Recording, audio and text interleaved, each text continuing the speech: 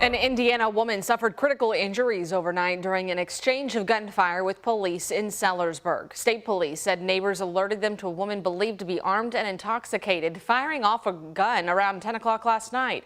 Our Jim Stratman explains the hours-long standoff that followed and how it all ended. Indiana State Police say that one woman was shot during this altercation, and they are considering her the suspect of the investigation. It all centered around the house that you see just behind me. State Police saying it began around 10 o'clock last night. Reference shots fired, or what they believe to be shots fired from a residence. Sellersburg Police Department responded. As their officers responded, they actually heard shots being fired from either within the residence or just outside the residence. Indiana State Police Sergeant Carrie Hulls said that a 50-year-old woman was home with her teenage daughter at the time. That daughter got out of the home after the first round of gunfire and went to a neighbor's house. When police arrived, the woman locked the doors and closed the garage, starting a standoff with police that lasted the better part of 4 hours. And we believe alcohol was probably involved in this situation.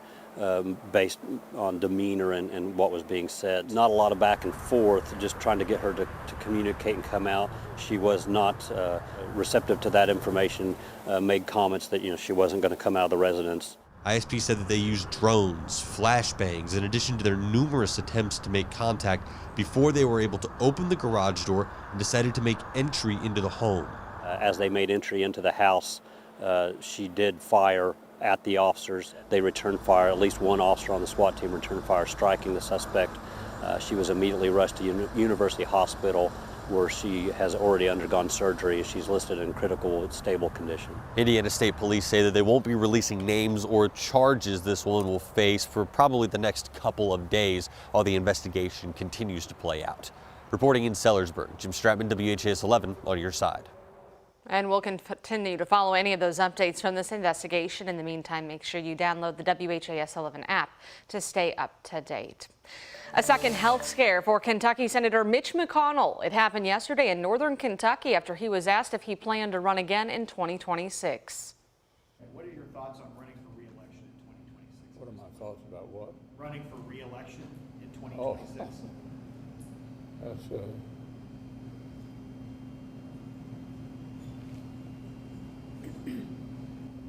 Did you hear the question, Senator? Running for re-election in 2026? yes. All right, I'm sorry, you all. We're going to need a minute. So again, that went on for about 20 seconds before a staffer stepped in to assist. The moment is reigniting concerns about the 81-year-old's health. This is the second time since July this happened to McConnell. Both times, the Senate Minority Leader's representatives has said he is fine and just felt lightheaded. Our Taylor Woods and photojournalist Ian Hardwitt sat down with Louisville's John Yarmouth, who said the clip is hard to watch.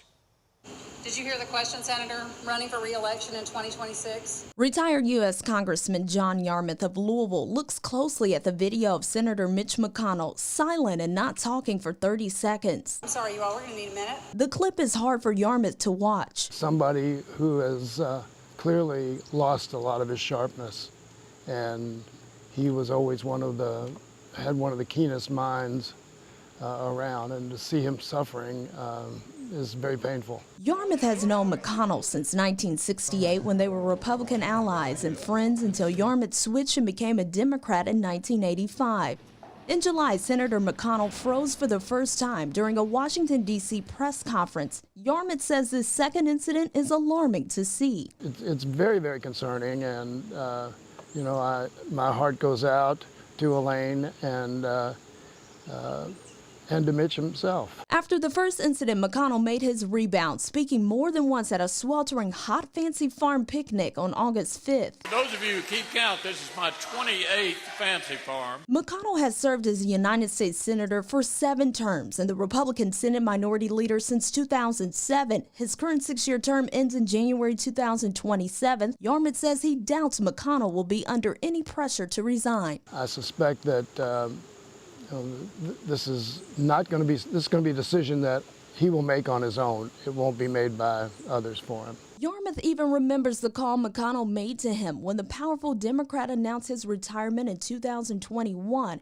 He says he would gladly make that same gesture and call to McConnell. I would definitely, if Mitch were to retire, or when Mitch, if he makes it till the end of the term, I would certainly say, Hey, buddy, it's been quite a ride. Taylor Woods, WHAS 11 on your side. McConnell's staff said the senator did see a doctor Wednesday before heading to another event. We're learning some patient information from U of L Health was leaked by a third-party software. According to the hospital system, a handful of practices were using a software called Move It to transfer patient information, and there was a vulnerability within the software resulting in that leak of some patient information. Now, U of L Health says it's hired a forensic investigator and sent letters to those affected. In a statement, U of L Health said its network and electronic medical record databases were not compromised, with no effect on the hospital's security or normal operations. His friends and family knew him as Yo. Wednesday, many of them remembered 29-year-old Young Win, whose body was recovered Tuesday, 2 days after police say he crashed his car. Police believe he was driving on the exit ramp of Bardstown Road from the Gene Snyder when he lost control and crashed into the tree line where he died. He went undiscovered for 2 days despite his car alerting authorities to a crash, unfortunately pinging them to a wrong location. Family and friends immediately rallied a search party to find him. His loved ones say learning of his death was hard to put into words. It hasn't felt real so far because we haven't been able to see him or anything. Yo's family has set up a GoFundMe, which already surpassed $20,000. We have you linked up to that on our website at WHAS11.com. Now to South Africa, where at least 73 people are dead and more than 50 injured after a fire raged through a 5-story apartment block in Johannesburg overnight. According to the AP, the abandoned building was occupied by as many as 200 homeless people and squatters, some jumping out windows to escape the flames. At least 7 of the victims were children, the youngest just 1 year old. So far, they aren't sure what caused the fire, but local officials are suggesting it started with a candle. And now to the latest damage caused by Idalia, slamming Georgia and their Carolinas yesterday after wreaking havoc on Florida's Gulf Coast. The storm now in the Atlantic. At least 3 people died in that storm. Today, our southern communities are just beginning the recovery effort. ABC's Ike Ajachi is in Tampa. Idalia, now a tropical storm, moving along the southeast coast with sustained winds of 60 miles per hour. The tropical system bringing drenching rains to the Carolinas. The storm causing catastrophic flooding in Charleston, South Carolina. The National Weather Service says the city's seawall was breached, causing flooding to overwhelm its historic downtown. And this tornado caught on camera tossing this car in the air, slamming it into another vehicle. I'm just on my way home and all of a sudden it was a gust of wind and my car started to shake and all of a sudden I just know I'm in the air. In North Carolina, the storm tearing the roof off this veterinary hospital. And in Georgia, fierce winds from Idalia downed trees and left more than 160,000 people in the state without power.